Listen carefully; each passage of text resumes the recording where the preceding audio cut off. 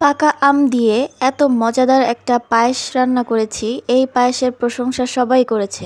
আম দিয়ে এই মজাদার পায়েস রান্নার রেসিপিটাই আজকে শেয়ার করব। হ্যালো এভরিওয়ান, আসসালামু আলাইকুম। তো পায়েসটা রান্না করার জন্য এখানে আমি নিয়েছি 2টা আম, আর এটা হচ্ছে আম্রপালি আম। আম দুটোকে আমি খুব ভালো করে ছিলে নিব। আর এই যে ছিলেই ফিরে আসলাম, এই যে এভাবে আমি ছিলে নিয়েছি। আর এখন আমি এই যে স্টেইনারটা নিব।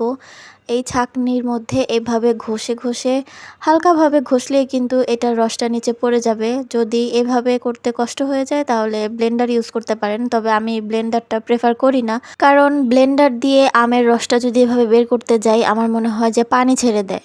আর এই যে এভাবে করে আমি 2টা আমেরই রস বের করে নিয়েছি। আর এই রসটা একদম সলিড রস। আর এর হচ্ছে পোলাও চাল। আমি পোলাও চালটাকে প্রায় আধা ঘন্টা ভিজিয়ে রাখবো, এই জন্য পানি দিয়ে ভিজিয়ে রাখলাম। আর এখানে আমি দুধ জাল দিতে বসিয়ে দিয়েছি। দুধটা একটু গরম হয়ে আসলে আমি এখানে দারচিনি, এলাচ আর একটা তেজপাতাকে এভাবে দিয়ে দিব। এরপর এটাকে আমি নেড়ে চেড়ে ভালোভাবে মিশিয়ে দিব। আর এখন আমি এটাকে বলক আসার জন্য অপেক্ষা করব।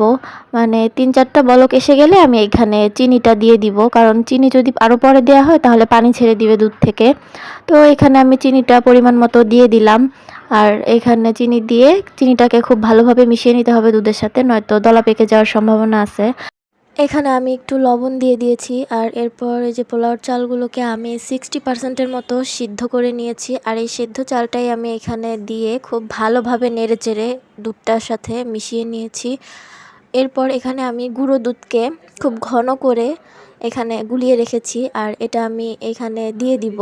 আর অবশ্যই কিন্তু এই গুঁড়ো দুধের মিশ্রণটা এই পায়েসের মধ্যে দিলে পায়েসের টেস্টটা পুরো দ্বিগুণ হয়ে যায় আর খেতে খুবই ভালো লাগে। এখন আমি এটার মধ্যে যে আমটাকে আগে তৈরি করে রেখেছিলাম এই আমটাকে দিয়ে দিব। আর দিয়ে এটার সাথে খুব ভালোভাবে এটাকে মিক্সড করে নিব।